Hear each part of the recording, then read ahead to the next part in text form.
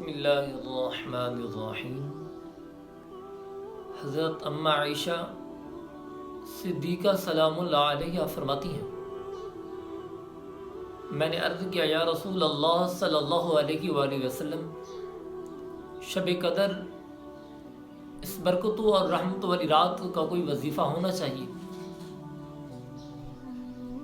تو حضرت اماں عائشہ صدیقہ سلام اللہ علیہ فرماتی ہیں، حضور صلی اللہ علیہ وآلہ وسلم نے ان الفاظ کی تلقین فرمائی، اللہم انکا عفو، اے اللہ تو معاف کر دینے والا ہے، تحب العفو، اور معافی کو پسند فرمانے والا ہے، فاعف عنی، بے شک مجھے بھی معاف کر دے۔